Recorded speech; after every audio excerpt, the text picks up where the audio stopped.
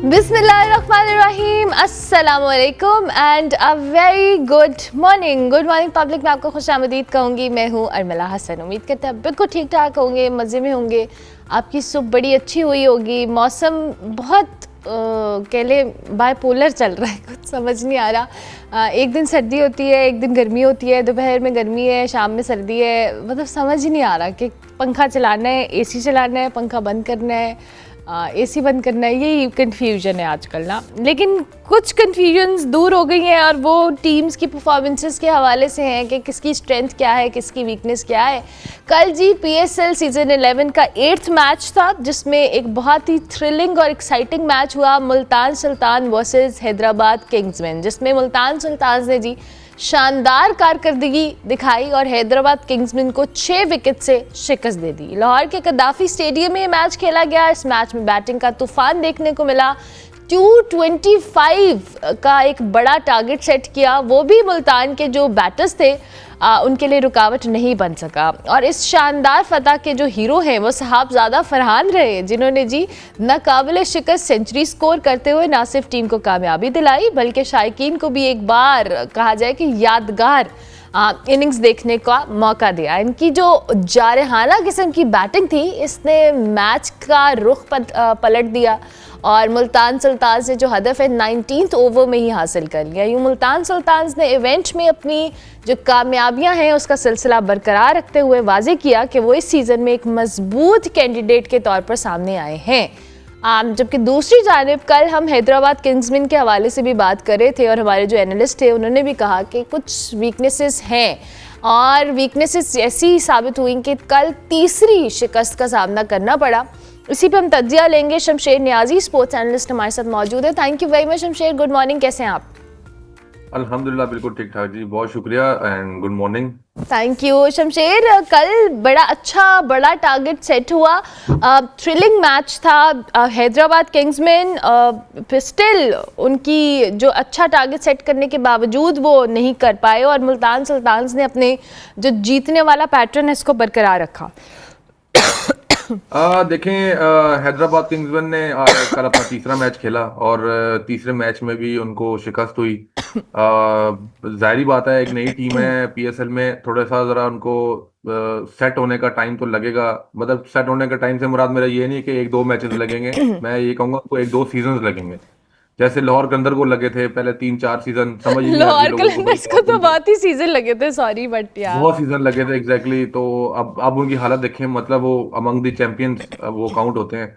और हैदराबाद किंग्समैन के बाद किस चीज़ की कमी है? बॉलिंग भी है, बैटिंग भी है, बट बाकी टीमें इतनी रिदम में हैं, इतने सीजन से खेल रही हैं, तो हैदराबाद किंग्समैन को थोड़ा टाइम तो लगेगा सेट होने में। लेकिन कल उन्होंने जो स्कोर पोस्ट किया उसके बाद मुझे लगा शायद मुल्तान सुल्तान नहीं चेस कर पाएगी, लेकिन मुल्तान सुल्तान की बैटिंग बहुत अच्छी है। और जब से वो इस PSL में वो खेलना स्टार्ट हुए मुल्तान सुल्तान, वो अच्छे चेजर रह चुके हैं। ऐसी कोई बात नहीं है कि पिछले अगर आप सीजन में देखें, मुल्तान सुल्तान ने बड़े बड़े रन चेज किए हैं, बड़े बड़े स्कोर चेज किए हैं।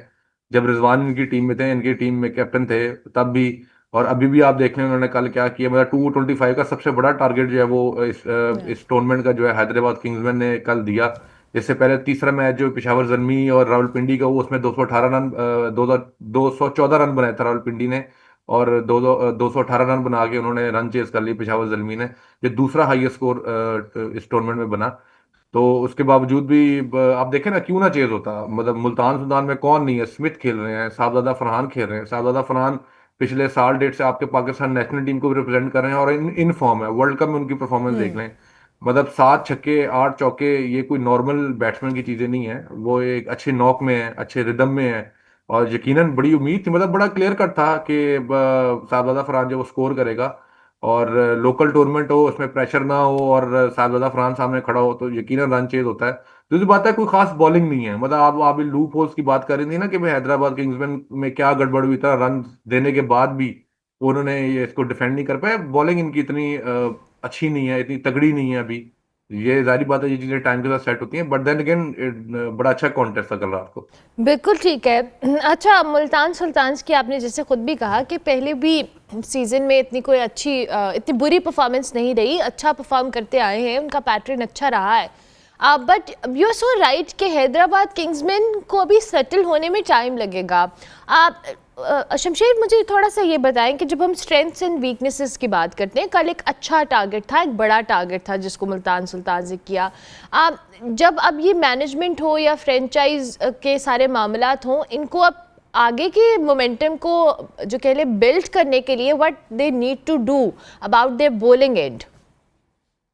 देखें, जैसे कि PSL 11 शुरू होने से पहले आपने देखा होगा कई टीमों के कितने मसले बने रहे, इनकी ऑक्शंस के मसले बने रहे, और उनको सेटलमेंट होते होते होते ऐसा लग रहा है PSL शुरू हो गया और अभी मसले हल नहीं हुए, ऐसी फीलिंग आ रही थी।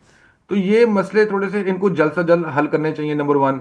नंबर टू, और ये मसले सामने आते भी हैं आपके, ये अब इनको हल करना पड़ता है। जो जो टीम के ओनर्स हैं, जो टीम की मैनेजमेंट है, उनको ये करना पड़ता है। दूसरी बात है, आप लोगों को चाहिए कि प्लेयर्स को फोकस आउट ना होने दें। ये मैं, अगर कोई इंटरनेशनल मैच भी होता है, आपने पहले भी मुझसे अपने शोज में 2-3 दफा सवाल किया कि भाई ऐसा क्यों होता है, जब जब भी कोई मैचेस होते हैं, जो प्रोफेशनल खिलाड़ी जब आपकी टीम में खेल होता है, उसको फोकस आउट नहीं करना। वो जिस जो तनख्वाह लेके जो काम करने के लिए टीम में है, उससे वो करवाएं। खेलने आया है वो लड़का, वो बॉल और बल्ले के साथ खेलने आया है, उसको वो खिलाएं। उसको अगर आप बाकी मामलात में उलझाएंगे, उसको डर लगा रहेगा कि यार मेरा कॉन्ट्रैक्ट कैंसिल ना हो जाए, ये मुझे टीम से बाहर ना कर दे, तो वो परफॉर्म नहीं कर पाएगा। ये प्रेशर होता है उनका ऊपर से।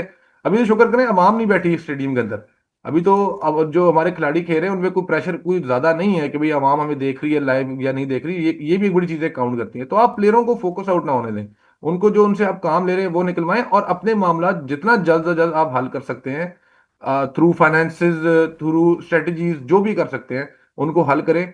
और कल को जाके ये टीम, हैदराबाद किंग्स में किस चीज की कमी, देखें शर्जील खान ने इतने अरसे के बाद PSL उन्होंने खेला है, 2021-22 में उन्होंने आखिरी PSL खेला था, और कल आके उन्होंने 51 रन किए हैं। अभी देखे ना, शर्जील खान हमारे नेशनल टीम के लिए ओपन कर चुका है, या ज्यादा वन डाउन खेल चुका है। कल वो 5वें 6ठे नंबर पे आके बैटिंग कर गया और वो 51 रन कर गया। बिसाइड उसके कि उसकी इतनी फिटनेस नहीं है। लास्ट टाइम उसको 2021, आई थिंक 2022 के PSL में हमने देखा था।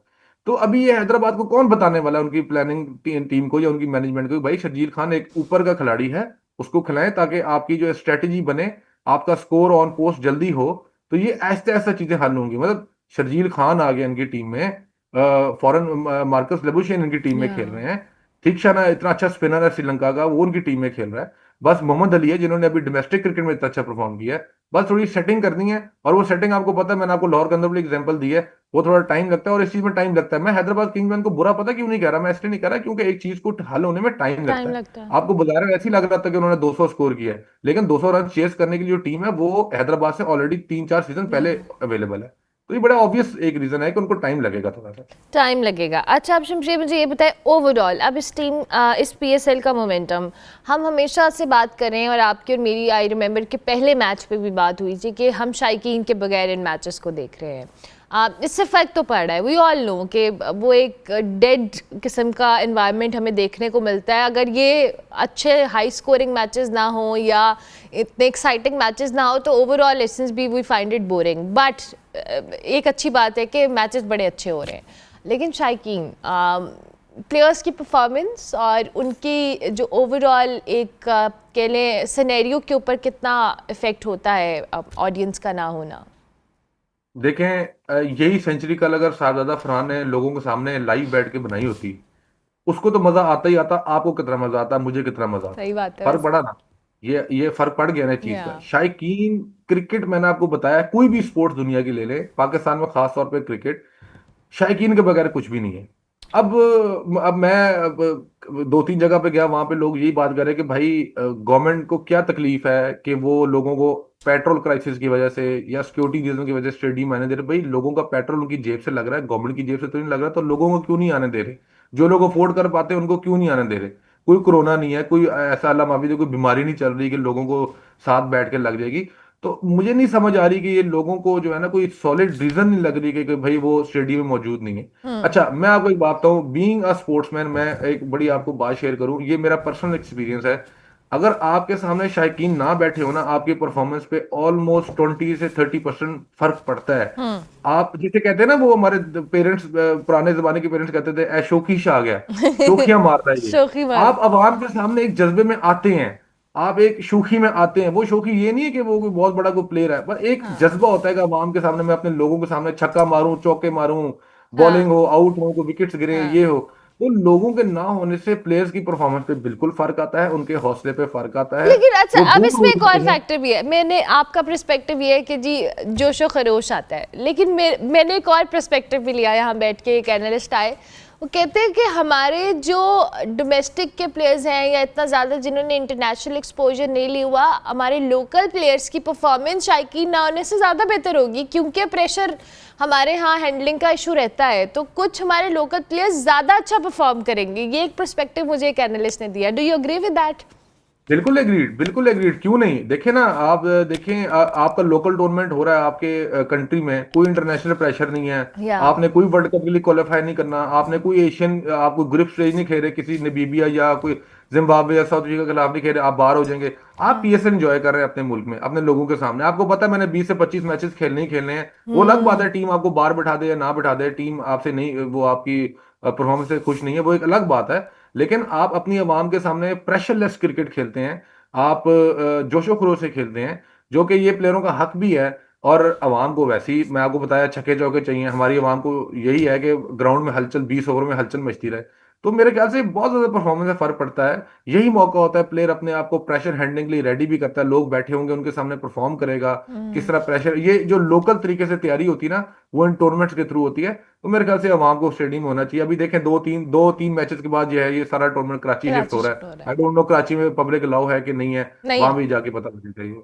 वहाँ नहीं पे है भी अलाउ, नहीं है। हाँ, वहाँ पे भी नहीं है, बस मतलब ठीक है, आप वहां भी फिर बोर ही होंगे फिर। वहाँ तो टीम स्टेडियम जिन रास्तों से जाएगी मुझे तो उसकी फिक्र है क्योंकि तो वो करा रास्ते बड़े बोर है, वो यकीन करें, बोर मैं छोड़े, आपको लाहौर टूटे के हुए रास्ते फिर हैं, जरा। टूटे हुए हाँ। हैं, सड़कें टूटी हुई हैं जो खड्डों में लग लग के जा रहे हैं उन्होंने स्टेडियम अच्छा, में। लाहौर में थोड़ी रौनक है, मतलब कि आप हाँ, अगर टीम माल रोड पे पीसी में ठहर रही है, तो माल रोड से वाया गुलबर्ग अगर आप स्टेडियम, तो बड़ी रौनक है बहुत माशाल्लाह, लाहौर अच्छी बड़ा हैपनिंग, खूबसूरत कर दी। खूबसूरत लाहौर। अब कराची में जब आपने खूबसूरत जाना लाहौर। है सड़कों में दो चार, मतलब वहाँ खड्डे ज्यादा है, रोड कम है, तो वो कैसे पहुंचेंगे खुदा ही जानता है। नो डाउट, प्लेयर डिमांड करते हैं, प्लेयर डिमांड करते हैं, लोग हों। हाँ चले, thank you very much Shamsher, बहुत शुक्रिया कि आपने हमें वक्त बहुत दिया। शुक्रिया। शमशेर नियाजी स्पोर्ट्स एनालिस्ट हमारे साथ मौजूद थे, पीएसएल के ऊपर अपना तज्जिया दे रहे थे। ब्रेक लेते हैं, ब्रेक के बाद वापस आते हैं।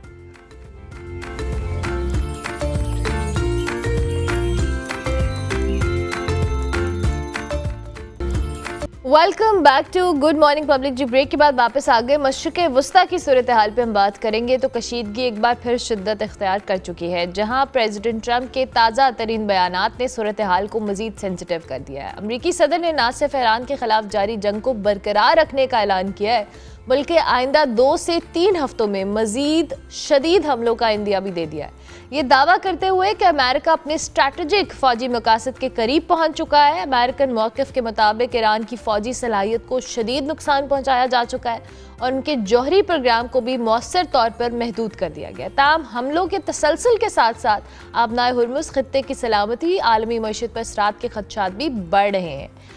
दूसरी जानब जंग के ऐलान के फ़ौरन बाद आलमी मंडी में जो तेल की कीमतों में नुमाया इजाफा देखने में आया है, जो इस तनाज़े के आलमी असरात की भी और अक्कासी करता है। ऐसे में जहाँ एक तरफ जंग के खात्मे के इशारे भी दिए जा रहे हैं, वहीं दूसरी जानब मुसलसल हमलों की धमकियाँ और इस बात की भी समहाउ इंडिकेट करती हैं कि सूरत हाल अब भी बहुत ही अनप्रिडिक्टेबल है। और क्या ये तनाज़ा वाकई अपने अख्ताम के करीब है, या हम इसको एक तवील और मज़ीद ख़तरनाक जंग की तरफ बढ़ता हुआ देखेंगे। अल्लाह ना करे। जंग बंदी के हवाले से हमने बात की तो प्रेसिडेंट ट्रंप ने यह दावा किया कि जंग बंदी ईरान ने दरख्वास्त की थी, जिस पर तेहरान की जानिब से मौक़िफ़ आया कि ये दावा झूठा है। सो इस वक्त जो सूरत हाल है इस पे हम ज़रा तज्जिया ले लेंगे। डॉक्टर मारिया सुल्तान हमारे साथ मौजूद हैं, दिफाई तज्जियाकार हैं, उनको खुश आमदीद कहेंगे। Thank you very much doctor Maria, बहुत शुक्रिया कि आपने हमें वक्त दिया। डॉक्टर मारिया, ये जो भी हम सूरत हाल पे बात भी कर रहे हैं, मैं कल भी अपने एक एनालिस्ट से बात करी थी कि रात 12 बजे के बाद जो प्रेस टॉक्स आती है पूरा दिन लगता है कि सूरत हाल शायद ख़त्म होने की तरफ है। उसके बाद प्रेसिडेंट ट्रंप आते हैं, एक दिन कहते हैं जंग ख़त्म हो रही है, ईरान से बातचीत चल रही है, दूसरे दिन कहते हैं हमले मज़ीद जारी रखेंगे 2 हफ्ते तक। ये जो अनप्रिडिक्टेबिलिटी है, अनसर्टेनिटी है, ये लॉन्ग टर्म इसका इम्पैक्ट आप कैसे देख रही हैं? असल में इस वक्त सिचुएशन बहुत ज़्यादा अमेरिका के लिए मुश्किल है, क्योंकि अगर तो वो इस वक्त जंग बंदी करते हैं तो उनके जो भी अहदाफ थे वो एक तरह से सिफर के बराबर पहुंचे। पहली बात तो ये है कि जो कुछ उन्होंने कहा कि रजीम चेंज, जो कुछ कह रहे थे, जो 4 बुनियादी चीजें कही कि एक ईरान का एटमी प्रोग्राम, दूसरा ईरान का बैलिस्टिक मिसाइल प्रोग्राम, तीसरा ईरान के अंदर रजीम चेंज, और चौथा जो है इनको ऑयल एंड गैस इंफ्रास्ट्रक्चर या स्टेट ऑफ होर्मुज को खोलने के लिए। इस वक्त ना तो रजीम चेंज लेके आ सकें, पहला हदफ जो है, मतलब ईरान स्टेबलाइज कर गया दौरान जंग, चाहे वो अच्छा किया या बुरा किया है, लेकिन अमेरिका के नुक्ते नजर से एक लीडरलेस सिचुएशन उनके मुताबिक है कि जो उनको समझ नहीं आ रही, लेकिन उसके बावजूद ईरान जो है मुस्तहकम फैसले भी कर रहे हैं और जंग में आगे बढ़ रहे हैं। दूसरा मसला उनके लिए इस वक्त ये है कि जो बैलिस्टिक मिसाइल प्रोग्राम है, अगरचे उन्होंने शदीद नुकसान पहुंचाया और अभी जो उनकी नेक्स्ट टारगेटिंग स्टेज है उसके अंदर वो जो फैक्ट्रीज हैं उनको अटैक करने की कोशिश करें, लेकिन जो ईरान की अंडरग्राउंड बैलिस्टिक मिसाइल फैसिलिटीज हैं और जो ड्रोन फैसिलिटीज हैं उनको तबाह करना तकरीबन नामुमकिन है। उसकी बुनियादी वजह यह है कि वो मुख्तलिफ इलाकों में हैं और वो सिर्फ उस वक्त वाज़ेह होती है जिस वक्त अटैक करते हैं, और अटैक में भी सिर्फ वो चीज़ नजर आती है जो उनके दहाने हैं, यानी कि जहाँ से वो निकलते हैं। तो ये एक तरह से नामुमकिन है किसी बैलिस्टिक मिसाइल कैपेसिटी के लिए या कुछ और। अगरचा इन्होंने जो इस वक्त लास्ट अटैक हुआ था ईरान की तरफ से उनके सी बॉर्न एसेट्स के ऊपर, तो उस पर उन्होंने वेक्टर्स को कंट्रोल करने की कोशिश की, लेकिन उसके बावजूद वो सिर्फ एक सेक्शन है। तीसरा मसला ईरान के एटमी प्रोग्राम का है। एटमी प्रोग्राम के मुताबिक इस वक्त हमारे अंदाजे के मुताबिक, एक महदूद अंदाजे के मुताबिक, ईरान के पास तकरीबन 40 न्यूक्लियर वॉरहेड्स के मुताबिक या 10 से 40 वॉरहेड्स के मुताबिक के बराबर मटेरियल मौजूद है। तकरीबन उसका मतलब ये है कि 408 किलोग्राम यूरेनियम। 408 किलोग्राम यूरेनियम, पहला ये बात कही जा रही थी कि शायद ईरान ने उसको मैन्युफैक्चर यानी कि यूरेनियम एनरिच ज्यादा नहीं किया, लेकिन जो साइंसी दुनिया में इस वक्त मौजूद है या जो हमारी कैलकुलेटेड असेसमेंट है उसके मुताबिक इस वक्त ईरान के पास मिनिचराइज्ड यूरेनियम एनरिचमेंट प्लांट्स हैं जो तकरीबन एक अपार्टमेंट के साइज के मुताबिक हो सकते हैं।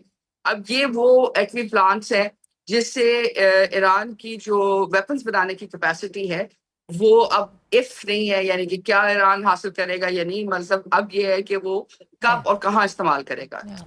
और आखिरी जो इसके अंदर सबसे बड़ा चैलेंज है, और मेरे ख्याल से इसकी तरफ वो कह रहे हैं कि उनके अहदाफ हासिल करने की कोशिश करेंगे, वो है स्टेट ऑफ होर्मुज के अंदर करंग आइलैंड के ऊपर कब्जा करना।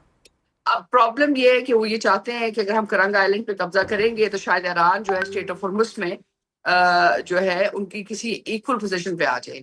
82nd डिवीजन जो कुवैत में उतरा था उस पर अटैक हो चुका है। इसराइल में पहली दफा जो है तकरीबन एक नहीं दो नहीं, उनकी अच्छी खासी जो लैंड पोस्ट हैं वो हिजबुल्लाह ने ले ली हैं, और ईरान मतलब इसराइल को पहली दफा इन पोस्ट को खाली करना पड़ा है। तो ये पोस्ट के अलावा इलाके हैं जो उन्होंने खाली किए हैं, यानी इसराइल ने पहली दफा अपने इलाके लूज किए हैं 1973 के बाद। तो ये वो सूरत हाल है जो जमीन पे मौजूद है, और अभी ग्राउंड एक्शन उस तरह पॉसिबल नहीं हुआ। तो इस वक्त अमेरिका की पूरी कोशिश होगी कि करंग आइलैंड के ऊपर जो है जमीनी कब्जा कर लें, लेकिन करंग आइलैंड जो है ईरान के मेन लैंड से बहुत करीब है।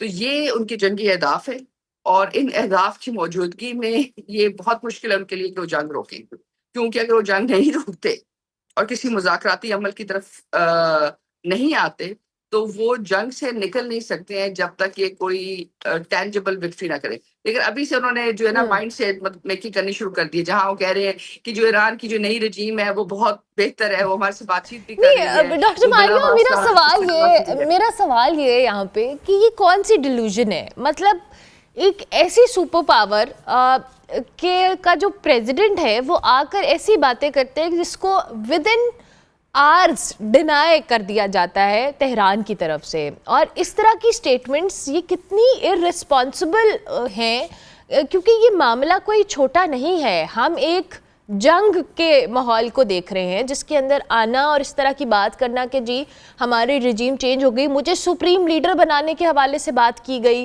मतलब ये वो स्टेटमेंट्स हैं जो कि आम अकल में नहीं आती हैं। तो ये प्रेसिडेंट ट्रंप की तरफ से आना, और इस माहौल के अंदर जहां एक तरफ आप मुज़ाकरात की बात कर रहे हैं, फिर आप ज़मीनी फ़ौज को एक्टिव करने की बात कर रहे हैं, फिर आप ऐसी जंगी अहदाफ को अपने मैनिफेस्ट करके बैठे हैं जो कि ऑन ग्राउंड फिलहाल पॉसिबल नहीं है अमेरिका के लिए। देखिए, पॉसिबल तो हर चीज होती है जंगी एतबार से, मसला ये होता है कि क्या आप वो कीमत देना चाहते हैं या नहीं। अब अमेरिका ने जंग की थी, ये भी पॉसिबल थी, कोई इनको रोक तो नहीं सकता था ना, लेकिन जो कीमत उन्होंने अदा की है वो वो एक और बात है। यानी कि आपको विक्ट्री अगर हासिल करनी है तो उसकी बहुत बड़ी कीमत अदा करनी पड़ेगी। क्या वो उसके लिए तैयार है या नहीं? देखिए, इस वक्त हमें जरा अमेरिका के नुक्ते नजर से देखना है। ट्रम्प साहब को एक बड़ी विक्ट्री चाहिए और अभी से उन्होंने कहना शुरू कर दिया है कि मैं क्यूबा की तरफ जा रहा हूँ। अब ये जो है ये बहुत इंपॉर्टेंट बात है। उसकी बुनियादी वजह ये है कि स्टेट ऑफ हुर्मुज़ में जब आपको ऑयल बंद हुआ है मिडल ईस्ट का, तो जो पुराने से उसमें से सिर्फ पाकिस्तान, रूस और चीन के जो हैं जहाज चल रहे हैं और साथ मलेशिया के। इसके अलावा जो यहाँ से तेल जा रहा था क्यूबा को, जो रूस से तेल जा रहा था, जो वेनेजुएला से तेल जा रहा था, अमेरिका ने वेनेजुएला के तेल की मंडी के ऊपर भी एक सैंक्शंस लगा दी। तो इस वक्त क्यूबा के अंदर बिल्कुल अंधेरा है। यानी कि वहाँ मतलब इलेक्ट्रिसिटी की हालात ऐसे हैं, क्योंकि वो एक आइलैंड है, कि तकरीबन 12 से नहीं 14 भी नहीं, तकरीबन 18 से 20 घंटे तक बिजली नहीं, और सवाए इमरजेंसी के कोई चीज चलनी नहीं है। देखिए, प्रेसिडेंट ट्रम्प इस वक्त एक ग्लोबल विक्ट्री चाहते हैं। तो अब ग्लोबल विक्ट्री के लिए जब वो उनको एक स्ट्रेटेजिक विक्ट्री नहीं मिल रही इस इलाके में, तो वो एक और विक्ट्री को कार्व आउट करेंगे। अगर आपको याद हो 2003 के अंदर जब अफगानिस्तान के अंदर जब ये कहा गया कि जी अमेरिका ने जंग जीत ली और वो फेज जो नेक्स्ट फेज था जिसमें इंसर्जेंसी स्टार्ट हो गई थी अफगानिस्तान में, तो उन्होंने क्या किया था? वो अफगानिस्तान में नहीं रहे, वो 100% अफगानिस्तान के बजाय उन्होंने इराक में जंग खोल दी। तो यही सूरत हाल इस वक्त आपके लिए ईरान और क्यूबा के लिए बन रही है, कि जहां वो क्यूबा में शायद रजीम चेंज ले आए और यहाँ जो है जंग का जो रुख है वो तब्दील कर दें। अब जब जंग का रुख तब्दील करेंगे, इसका मतलब ये कि ग्राउंड एक्शन आ जाएगा। जब ग्राउंड एक्शन आता है तो असल प्रॉब्लम जो है इस वक्त इनको ना ईरान के ऊपर कब्जे का है, ना ईरान के ऊपर किसी और चीज का है। वो ईरान की जो दिफाई सलाहियत है उसको खत्म करना चाह रहे हैं और आहिस्ता आहिस्ता डिग्रेड करना चाह रहे हैं। उनका जो क्रिटिकल इंफ्रास्ट्रक्चर है उसको 10 से 15 साल पीछे लेके जा रहे हैं। अब इसमें जो पाकिस्तान में मुज़ाकरात हुए हैं उसमें जो चीज निकली वो ये कि आपने गल्फ के जो ममालिक थे, बिलखसूस सऊदी अरेबिया की सरबराही में, वो एक तरह से जो जंग का जो बेहतर रुख है, बड़ा रुख है, वो तब मशरक़ वस्ता की तरफ के बजाय इसराइल की तरफ चलाएंगे। सो ये आपकी थोड़ी बहुत पोटेंशियल है। अब यहाँ अगर जंग चलती है तो प्रॉब्लम क्या होगा? जंग चलती है तो इसका मतलब ये है कि ऑयल मार्केट यहाँ सर्च करेगी। इसका मतलब है कि मिडिल ईस्ट दोबारा खड़ा नहीं हो सकेगा। इसका मतलब है कि ईरान भी दोबारा खड़ा नहीं हो सकेगा। इसका मतलब है कि पूरा मिडिल ईस्ट यहाँ जो है आग में चला जाएगा। ये तो शायद ग्रेटर इसराइल का मंसूबा या जो भी आप कह सकते हैं उसकी तरफ जाएगा। लेकिन प्रॉब्लम ये है कि इसराइल के अंदर भी जंग जारी है। अगर इसराइल अपनी ग्राउंड एक्शन को नहीं रोक सकता तो ये मिडिल ईस्ट स्टेबलाइज नहीं करेगा। तो इस वक्त प्रेसिडेंट ट्रम्प अपने तमाम ऑप्शंस को देख रहे हैं, और इससे भी जो बड़ा चैलेंज है जो आज की सुबह की खबर है वो यही है कि उन्होंने अपनी ऑयल प्राइसेस को स्टेबलाइज करने के लिए रूस के ऊपर जो चीन पे सैंक्शंस लगी हुई थी वो उन्होंने कहा जी हम खत्म करते हैं। लेकिन जब वो खत्म करते हैं तो रूस ने उसका जवाब ये दिया है कि उन्होंने कहा कि जी हम अपनी डोमेस्टिक कंजम्पशन में प्राइस स्टेबिलिटी के लिए नई जंग नहीं, मतलब नई जो है एक्सपोर्ट्स नहीं करेंगे। इसका मतलब है कि जो ऑयल टू डॉलर जो रेशियो है, जो प्रेशर है, वो जारी रहेगा। दूसरी तरफ अब ट्रम्प कह रहे हैं नेटो के ऊपर कि नेटो यहाँ आए। अभी तक अमेरिका ने आर्टिकल 5 इस्तेमाल नहीं किया, बातचीत जरूर की है लेकिन आर्टिकल 5 इस्तेमाल नहीं किया। अब अगर अमेरिका आर्टिकल 5 इस्तेमाल करता है किसी वक्त तो फिर एक प्रॉब्लम होगा। हमें ये बात समझने की बहुत जरूरी है कि अमेरिका को ग्राउंड एक्शन या अपने बंदे मरवाने का कोई मसला नहीं है। ये एक टैबू है कि जी अमेरिका ये काम नहीं करेगा। अगर आप अफगानिस्तान को देख लें, उन्होंने 20 साल जंग की, आप बाकी तमाम चीजों को देख लें। अब प्रॉब्लम ये है कि ये जो जंग है ये टेलीवाइज जंग है।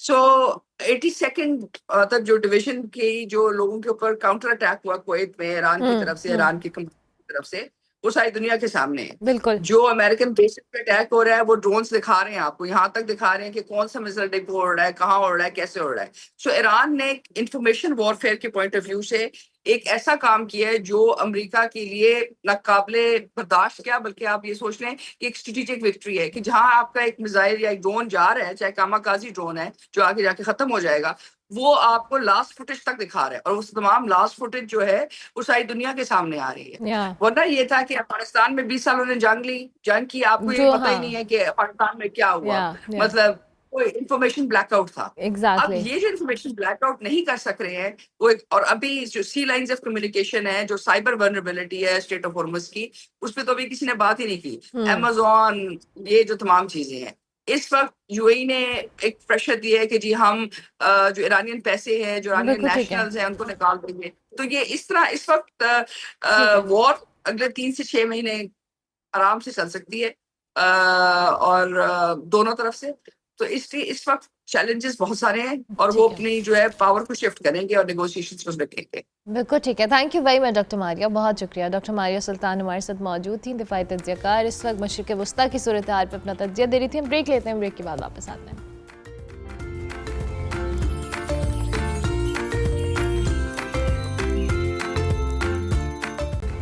Welcome back to good morning public जी। अब हम आपकी मुलाकात करवाएंगे बलूचिस्तान के इलाके बस्तान के एक नौजवान मैकेनिक से, जिन्होंने टेक्नोलॉजी और अपनी स्किल की वजह से एक मिसाल कायम की है। मोहम्मद अशरफ काकड़, जिन्होंने बग़ैर किसी बाकायदा तालीमी पस मंज़र के सिर्फ इंटरनेट से सीखकर एक पावर ग्लाइडर बनाया है, जो कि छोटे और महदूद वसाइल के बावजूद एक बहुत हैरत अंगेज़ कारनामा है।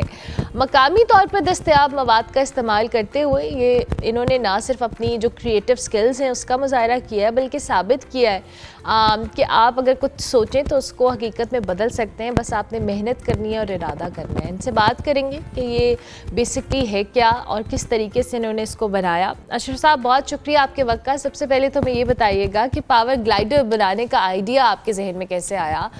कोई ख़ास वाक़या या कोई ऐसी इंस्पिरेशन थी, या क्योंकि आपने बग़ैर किसी एजुकेशन के सिर्फ इंटरनेट से सीख कर ये कारनामा सर अंजाम दिया है, तो कितना मुश्किल था, कितना चैलेंजिंग था?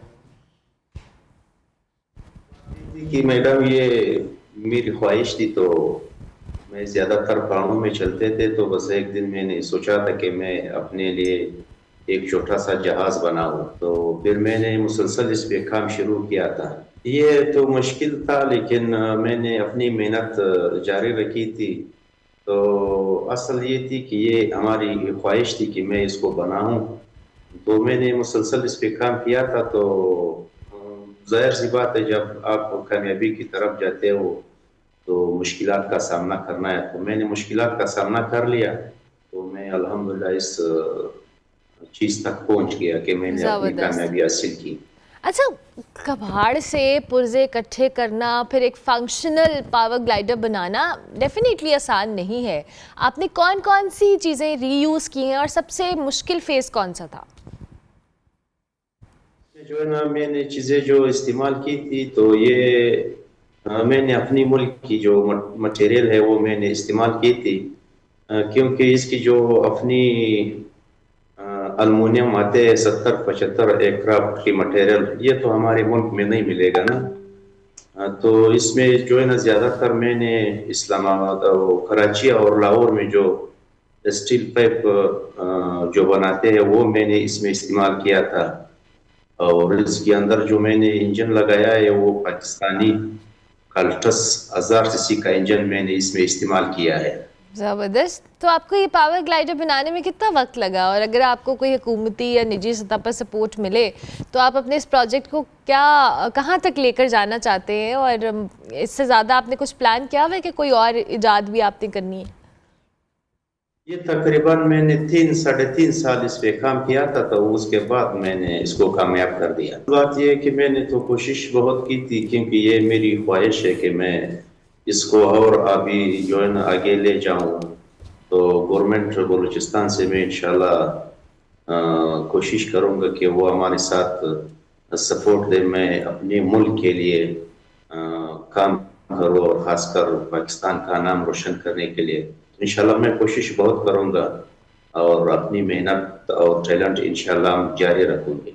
ज़बरदस्त। तो जब पहली बार आपने ये अपना बनाया हुआ ग्लाइडर टेस्ट किया, तो इस वक्त आपके क्या जज्बात थे? कामयाब एक्सपेरिमेंट या टेस्ट उसका रन रहा आपका? ये जो मैंने पहली बार जो टेस्ट किया था, तो वो हमारे लिए जो है ना बहुत खुशी का मुकाम था, और मुझे अपनी जो काबिलियत थी और टैलेंट था जो मैंने उस पर ट्रेन ज़ाया किया था, तो अल्हम्दुलिल्लाह वो कामयाबी से जो है ना हमें मिल गया था और मैं अपनी मंजिल तक पहुंच गया था। तो ये मेरे लिए बहुत खुशी की मुकाम था। और कभी कभी मतलब इंसान के लिए तो तकलीफ आते हैं, लेकिन जब तकलीफ क्रॉस करके तो वो अपनी मंजिल तक पहुंच जाते हैं। ज़बरदस्त। तो यंगस्टर्स को हमारे प्लेटफॉर्म से आपको मैसेज देना चाहेंगे, ख़ास तौर पे उन लोगों के लिए जो वसाइल की कमी को अपनी वीकनेस समझते हैं? मैं तो असल मैं पैसे थे एक मैकेनिक। मैं पूरा पाकिस्तान को मैं ये पैगाम देना चाहता हूँ कि अ, मतलब हर शख्स वो अपनी तालीम हासिल करके, क्योंकि तालीम इंसान को रास्ता दिखाएगा। तालीम का अपना टाइम होता है, जब वो टाइम गुजर जाते हैं तो फिर वापस नहीं आएगा। जब आपका तालीम कंप्लीट हो जाएगा तो उसके बाद आप जो भी रास्ता इख्तियार करना है तो आप उस रास्ते पे चल सकते हैं। तो ख़ासकर पाकिस्तान की जो अवाम है, मैं उनको ये पैगाम देना चाहता हूँ कि आप हर सूरत में जो है ना अपना तालीम हासिल करके, क्योंकि तालीम बहुत अच्छी चीज़ और कीमती चीज़ है। ज़बरदस्त, थैंक यू वेरी मच, बहुत शुक्रिया। मोहम्मद अशरफ काकड़ हमारे साथ मौजूद थे। हम ब्रेक लेंगे, ब्रेक के बाद वापस आएंगे। आप देखते रहिए गुड मॉर्निंग पब्लिक।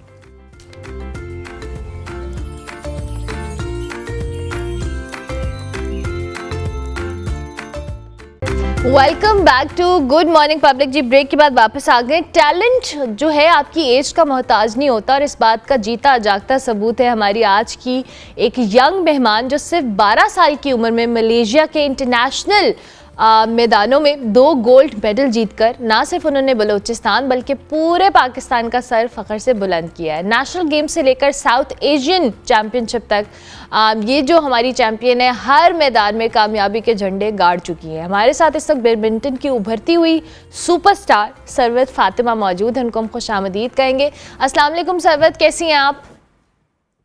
अस्सलाम वालेकुम, अल्हम्दुलिल्लाह, आप कैसी हो? मैं बिल्कुल ठीक। सबसे पहले तो आपको बहुत सारा मुबारकबाद कि आपने इतनी सारी कामयाबियां समेटी हैं।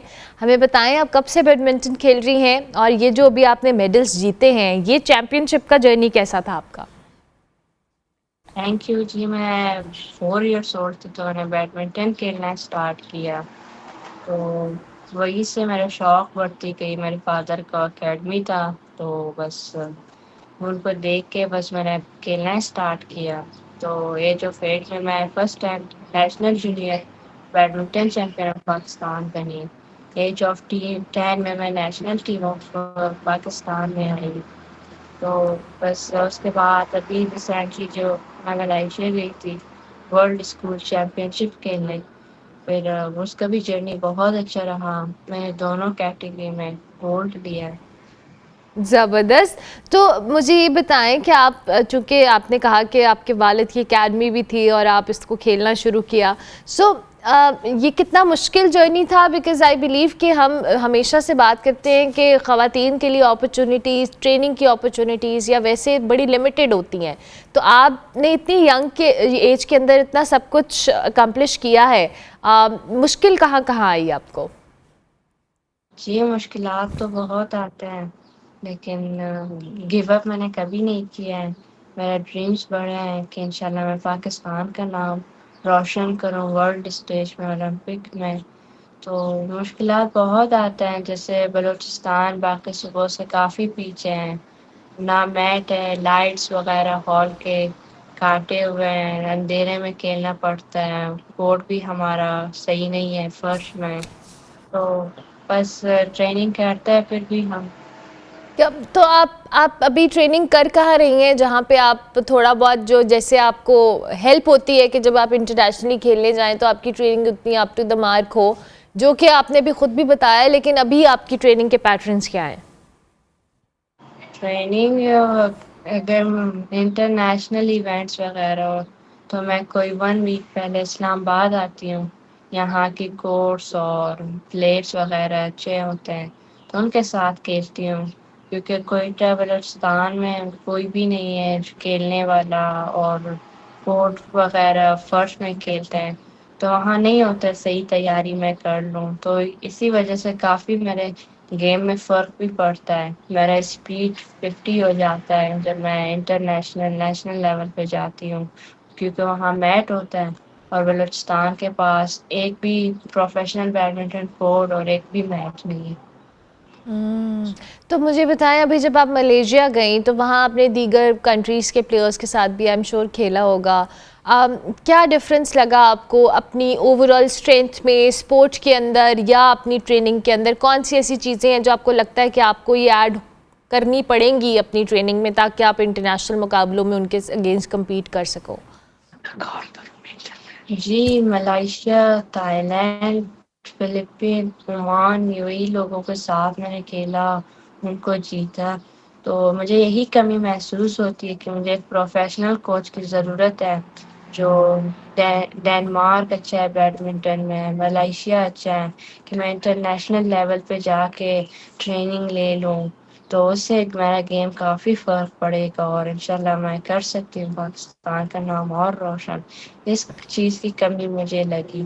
अच्छा, और जब आपने जीते ये मेडल, माशाल्लाह आपने इतनी मुश्किल ट्रेनिंग्स या मुश्किल हालात में ट्रेनिंग करने के बावजूद आप ये मेडल्स जीत कर आई हैं, घर वालों का, इर्द गिर्द के लोगों का कैसा रिस्पॉन्स था? घर वाले तो फैमिली आ गए थे रिपोर्ट रिसीव करने, वो हमेशा सपोर्ट करता है। बाकी गवर्नमेंट लेवल पे उनको कोई फ़र्क ही नहीं पड़ता कि कोई चैंपियन आया है, हम इसे रिसीव कर लें या इसको बुला लें, अप्रिशिएट करें, तो वो लोग तो कुछ भी नहीं करते। अफसोस की बात है। आगे क्या प्लान है सरवत आपका? किन किन मुकाबलों के लिए तैयारी करनी है और कहाँ कहाँ जाके खेलना है? कोई ऐसे इवेंट्स, कोई ऐसी चैम्पियनशिप्स पाइपलाइन में हैं आपके? जी, अभी साउथ एशियन गेम्स हमारे होम ग्राउंड पाकिस्तान में इस्लामाबाद में हो रहा है इस बार। तो इसके लिए इंशाल्लाह मेरी पूरी कोशिश है कि मैं तीनों कैटेगरी में गोल्ड लाऊं पाकिस्तान के लिए। इंशाल्लाह। फिर आगे भी मेरा यही ड्रीम है कि मैं वर्ल्ड चैंपियन बनूं, ओलंपिक चैंपियन बनूं, पाकिस्तान का नाम रोशन करूं। इंशाल्लाह, इंशाल्लाह। हमारे प्लेटफॉर्म से इन द एंड कुछ कहना चाहें यंगस्टर्स को, क्योंकि आपने इतनी छोटी एज में इतना सब कुछ अकम्प्लिश किया है, सो और भी लोग आपको देख रहे होंगे, यंगस्टर्स देख रहे होंगे, उनको कुछ कहना चाहें आप? जी, यंगस्टर जो हमारी यूथ है वो स्पोर्ट्स के तरफ आ जाएं, मेहनत करें और अपने मुल्क और सूबे का नाम रोशन करें। बिल्कुल स्पोर्ट्स अच्छी एक्टिविटी है आपकी फिटनेस को। आजकल हमारी यूथ सोशल मीडिया में होते हैं, तो स्पोर्ट्स के तरफ आ जाए, मेहनत करें और अपने मुल्क का नाम रोशन करें। ज़बरदस्त, thank you very much Sarwat, बहुत शुक्रिया। सरवत फातमा हमारे पास बैडमिंटन प्लेयर, और बड़ा ज़बरदस्त इन्होंने परफॉर्म किया है। इंटरनेशनली भी मलेशिया गई थी, 2 गोल्ड मेडल जीत कर आई हैं। से आपकी मुलाकात करवा रहे थे। ब्रेक लेते हैं, ब्रेक के बाद वापस आते हैं।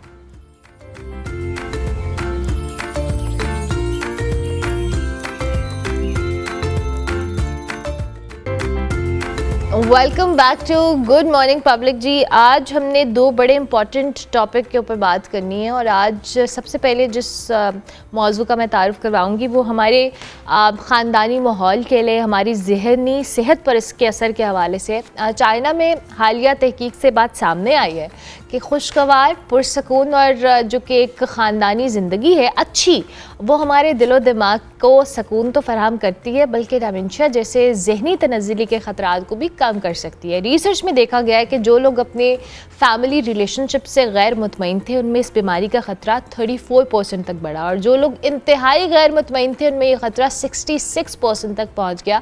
जिससे ये संभव वाज़े होता है कि जो आपका घर का माहौल है, मयार है, और वहाँ मौजूद जो हम आहंगी है वो हमारी मेंटल हेल्थ के लिए कितनी इंपॉर्टेंट है। और ऐसे दौर में जहाँ पे हम लोनलीनेस का शिकार हो रहे हैं, हमारे जो फैमिली सिस्टम्स हैं वो समहाउ बड़े शैटर्ड नज़र आते हैं, इस पे बात करना और ख़ानदानी ताल्लुकात की अहमियत के हवाले से बात करना बहुत ज़रूरी है। ज़हरा कनीज़ हमारे साथ मौजूद हैं, माहिर नफ्सियात हैं। Thank you very much Zahra. Welcome.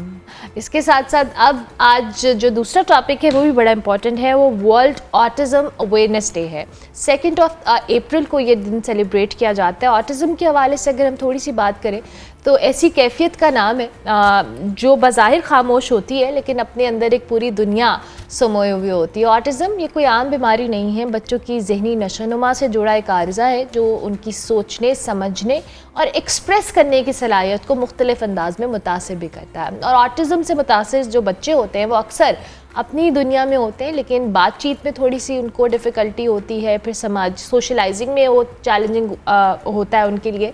तो हर साल ये 2 अप्रैल को वर्ल्ड ऑटिज़म अवेयरनेस डे मनाया जाता है कि लोगों को इस हवाले से अवेयरनेस दी जाए। तो हमने सोचा आज इस पर बात की जाए। सिद्रा अंसर हमारे साथ मौजूद हैं, असिस्टेंट प्रोफेसर हैं, consultant speech and language pathologist, Fatima memorial hospital. अस्सलाम वालेकुम Sidra, thank you so much, बहुत शुक्रिया आपका भी।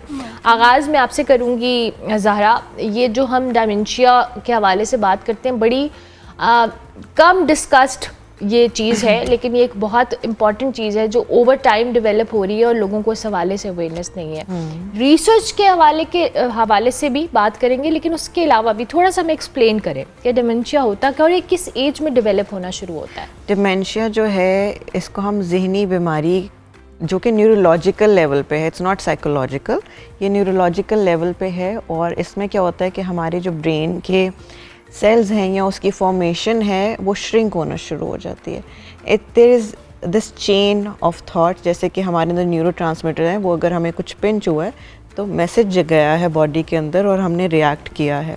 हमारा कॉग्निशन जो है, जैसे कि हिप्पोकैम्पस है, it is totally based on managing your memory and cognitive, कि आप क्या क्या इन्फॉर्मेशन स्टोर कर रहे हो और किस तरह से आप उसको याद, जैसे आपने अभी इतना कुछ बताया हमें रिसर्च के बारे में, दैट वाज बेस्ड ऑन कि हाँ आपने उसके बारे में रिसर्च किया, पढ़ा और you were able to verbalise it in your own words as well. ठीक है, डिमेंशिया में ये चीज़ ख़त्म होना शुरू हो जाती है, हमारी कॉग्निशन ख़त्म होना शुरू हो जाती है, हमारा ब्रेन श्रिंक होना शुरू हो जाता है, हमारे अल्फाज ख़त्म होना शुरू हो जाती हैं, वोकैबलरी, हमारी याददाश्त इस तरह से डैमेज और डिटोरिएट होना शुरू हो जाती है कि हमें कभी कभार चंक्स याद रहते हैं, कभी कभार अल्फाज याद रहते हैं, कभी कभार हम बात कर ही नहीं पाते हैं।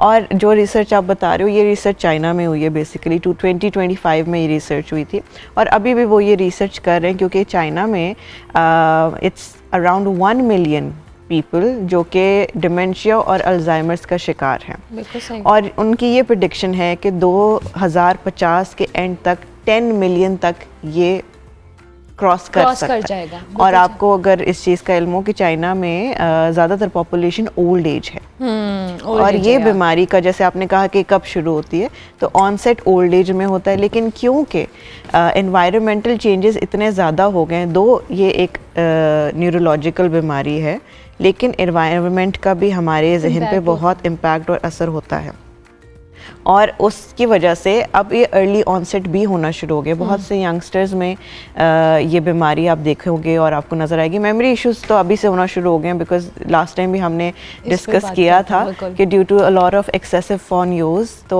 और आइसोलेशन, जिसकी वजह से ये काफ़ी ज़्यादा चीज़ें, अगेन एनवायरमेंटल इम्पैक्ट्स की वजह से ये बीमारी बढ़ती चली जा रही है। अब ये जो रिसर्च चाइना की है, उधर रिसर्चेज होती हैं, इंफॉर्मेशन है, और लोग एक एग्जैक्ट तादाद में बात कर सकते हैं, जैसे 1 मिलियन मैंने आपको कोट कर दिया। बट यहाँ पे पाकिस्तान में हम कोई कोटेशन नहीं दे सकते अभी, हमारे पास रिसर्च ही नहीं होती, डिमेंशिया के ऊपर रिसर्च नहीं है, अल्जाइमर्स के ऊपर रिसर्च नहीं, क्योंकि हमारे यहाँ पे, क्योंकि we have very limited resources, और रिसर्चेज होती हैं नए लोगों पे, यूथ पे, एंड ओल्ड एज पे इतनी रिसर्च उस तरह से ज़्यादा नहीं हो रही है, क्योंकि ऑब्वियसली फंड्स को लेके यहाँ हम सोचते हैं कि शायद जो बूढ़े लोग हैं या जो ओल्ड एज लोग हैं उनके ऊपर इतने फंड्स इन्वेस्ट करना is not okay, my hypothesis. ठीक है, उसके अलावा अगर हम अपना और चाइना का एक म्यूचुअल चीज़ देखें तो हम कलेक्टिव कल्चर हैं।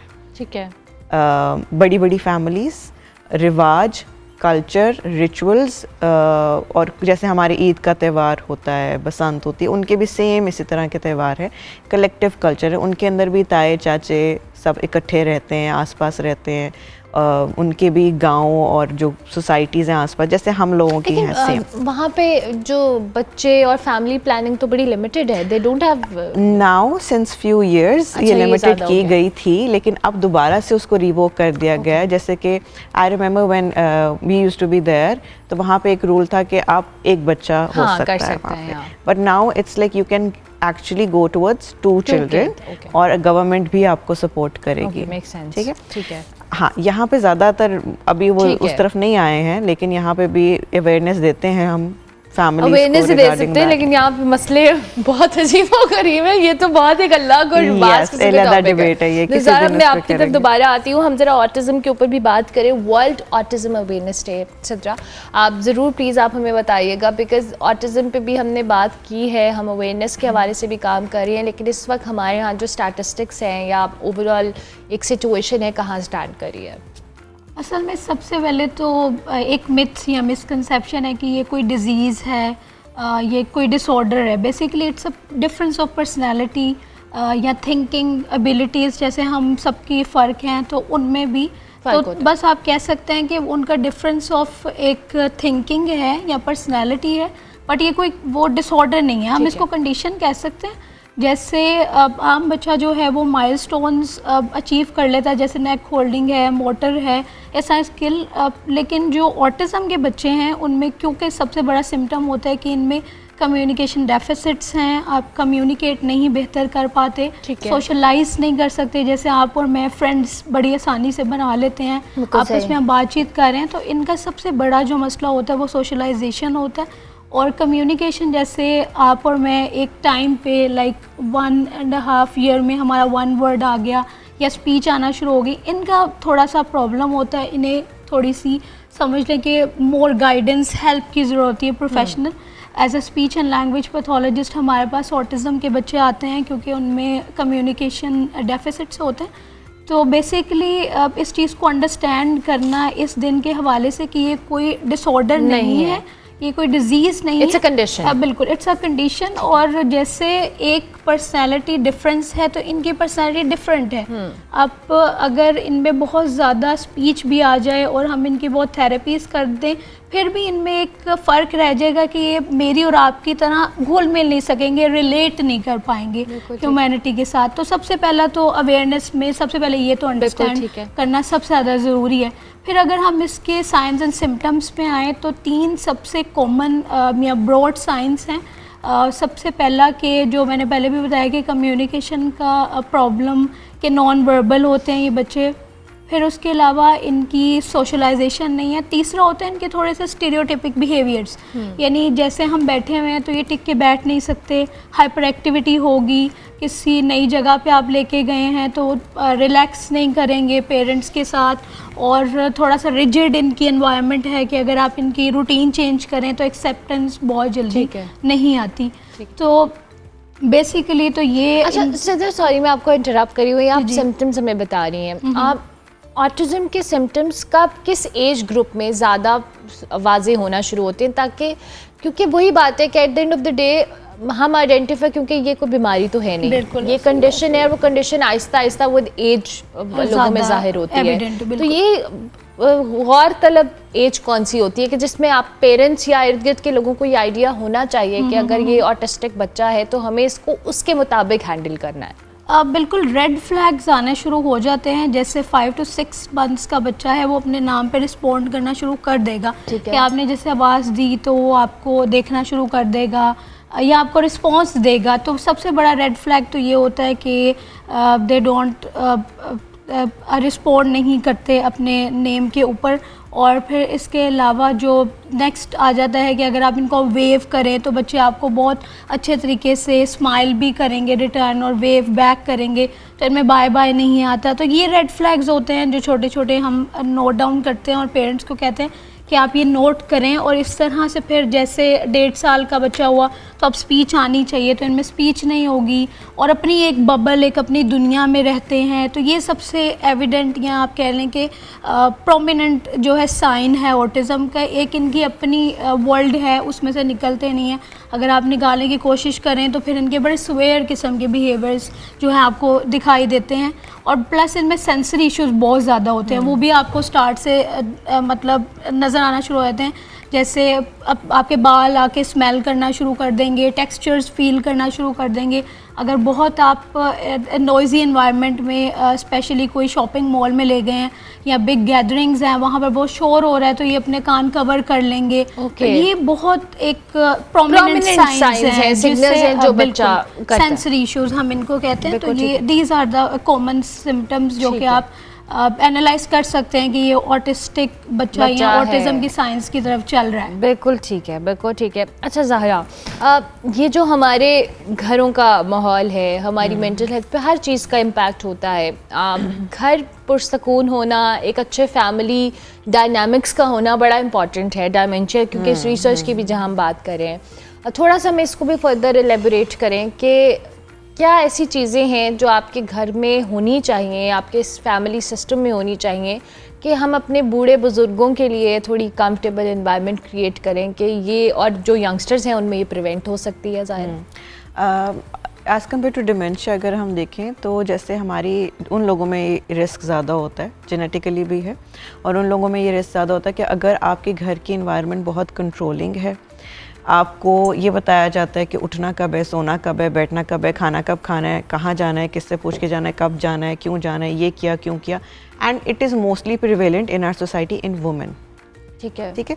मर्दों में ये ज़्यादा डिमेंशिया, अल्जाइमर्स की बीमारियां आपको नज़र नहीं आएंगी। It's more prevalent in women. जितना कंट्रोल्ड एनवायरनमेंट होगा उतना हम उस फर्द को आइसोलेट कर देंगे। आइसोलेशन से भी इसका लिंक है, और अगर आप आइसोलेशन की तरफ लेके जाएंगे तो डिप्रेशन, ट्रॉमा और फिर बहुत ज़्यादा चीज़ें साइकोलॉजिकली क्रिएट होना शुरू हो जाएंगी। जब बात आती है फैमिली सिस्टम की, तो अगर हम फैमिली सिस्टम को बेहतर करना चाहते हैं, इम्प्रूव करना चाहते हैं, एक तो लेस कंट्रोलिंग एनवायरनमेंट होना चाहिए। हम सब के पास एक ही ज़िंदगी और एक ही दफ़ा मिलनी है, और हम सबको हक है to live it to its fullest, चाहे वो घर की ख़वातीन हो, मर्द हो, बच्चे हों, या आपके पास वर्कर्स ही क्यों नहीं है। बिल्कुल सही। ठीक है, हम उनको इस तरह की इन्वायरमेंट प्रोवाइड करें जहाँ पे they can be themselves outside of the role of being a mother, a daughter, a sister, a father, a brother, और वो अपनी ज़िंदगी में अपनी ज़ात में क्या है वो प्रैक्टिस करना बहुत ज़्यादा इम्पॉर्टेंट है।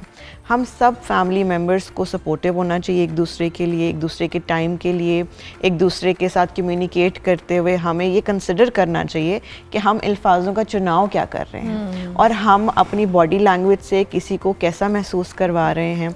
अगर हम उनके आसपास बैठे हुए तो हमारी फिज़िकल प्रॉक्सिमिटी क्या है, और सुनने वाले कान रखना अपनी फैमिली मेम्बर्स के लिए, to genuinely listen them rather than कि आप अपनी बारी का इंतज़ार कर रहे हो, या बात काटना चाह रहे हो, या अपनी बात पुट फॉरवर्ड करना चाह रहे हो, या आप उनके ओपिनियन से मुत्तफिक नहीं हो तो आप लड़ाई की तरफ बात ले जाओ। ओपिनियन सबके फ़र्क हो सकते हैं, पर्सपेक्टिव सबका फ़र्क हो सकता है, but to sit in that environment, to have a good communication loneliness को ख़त्म करता है, रिलेशनशिप बेहतर करता है। एक दूसरे को टाइम देना, अपने पेरेंट्स के पास जाके बैठना बिना मोबाइल के, उनको वाकई ही टाइम देना, ठीक है, और उनसे किसी भी चीज़ पे बात करना जैसे उनको उनकी जो पसंदीदा चीज़ है। इट कुड बी शायद शाम के तबसरे, इट कुड बी शायद कोई किताब, कोई किसी रिश्तेदार के बारे में बात जो उनको पसंद है, उनके बारे में उनसे बात करना, उनकी सेहत के बारे में पूछना, उनकी चाहत के बारे में पूछना कि आप क्या करना चाहोगे आप अगले दिन, या हम आपके लिए कैसे हेल्पफुल हो सकते हैं।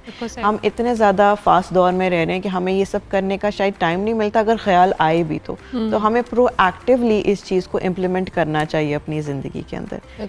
फैमिली का बहुत ज़्यादा रोल है कोई भी साइकोलॉजिकल बीमारी के अंदर, स्पेशली डिमेंशिया एंड अल्जाइमर्स के लिए। ओके, हम इस पर और भी बात करेंगे। मुझे एक छोटी सी ब्रेक लेनी है, ब्रेक के बाद वापस आते हैं। आप देखते रहिए गुड मॉर्निंग पब्लिक।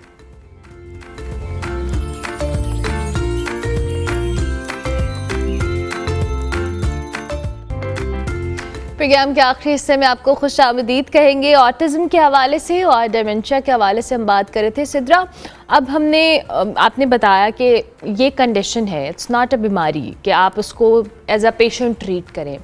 जो ऑटिस्टिक बच्चे हैं, हमारी एज अ सोसाइटी क्या रोल है, पेरेंट्स की क्या रिस्पॉन्सिबिलिटी है? जो कि मेरे पास वक्त कम है, मैं चाहूँगी आप इस बात पे, इस हवाले से बात करें। ये बहुत ज़रूरी चीज़ है कि आज आगाही का दिन है, तो ज़रूर लोगों को जो सबसे ज़्यादा मुझे डेफिसिट नज़र आता है अपनी सोसाइटी में वो सपोर्ट की कमी है बहुत ज़्यादा, क्योंकि पेरेंट्स ऑलरेडी पेरेंटिंग एक बड़ी टफ़ चीज़ है for a normal child although. तो उसके अंदर अगर ऑटिज़म के बच्चे जिनके ऑब्वियसली नीड्स भी डिफरेंट हैं और बहुत सवेयर किस्म के सिम्टम्स हैं, तो उनके लिए बहुत रिस्ट्रिक्ट एनवायरनमेंट कर दी जाती है। जैसे किसी गैदरिंग में जा रहे हैं पेरेंट्स, तो उन्हें थोड़ा फोर्स किया जाता है, सोसाइटल प्रेशर होता है कि बच्चे को ना लेकर आएँ, बाकी बच्चों का या उस जगह का डेकोरम जो है वो बहुत डिस्टर्ब हो रहा है। फिर किसी शॉपिंग मॉल में गए हैं तो लोगों का ये होता है स्टांस कि इनको घर छोड़ के आएँ ऐसे बच्चों को, क्योंकि ये बहुत ज़्यादा, क्योंकि आम सोसाइटी के माइंड में है कि बच्चा ढीठ है, बच्चा कहना नहीं मानना, पेरेंटिंग में कमी रह गई है क्योंकि वो अंडरस्टैंड ही नहीं कर रहे कि ऑटिज़म क्या चीज़ है और इसके साथ हमने कैसे डील करना है।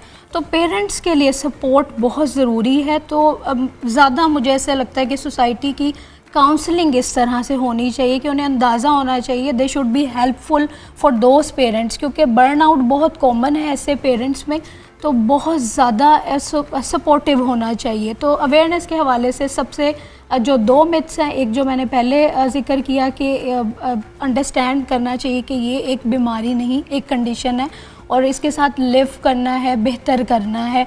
और दूसरा ये कि पेरेंट्स के साथ बहुत ज़्यादा सपोर्टिव एनवायरनमेंट होना चाहिए, उन्हें गाइड करना चाहिए, क्योंकि उन्हें भी ऑटिज़म का ऑब्वियसली नहीं अंदाज़ा होता। जब बच्चा होता है ऑटिस्टिक तो उन्हें अंदाज़ा होता है कि ऑटिज़म इज़ समथिंग, तो फिर उनको भी पता नहीं चल रहा होता कि उन्होंने क्या करना है। तो ऐसे सपोर्ट ग्रुप्स के उनकी पूरी अपब्रिंगिंग में उनको क्या करना है, किस स्टेप पे क्या करना तो है, हमारे पास ऐसा सिस्टम मौजूद है सपोर्ट का?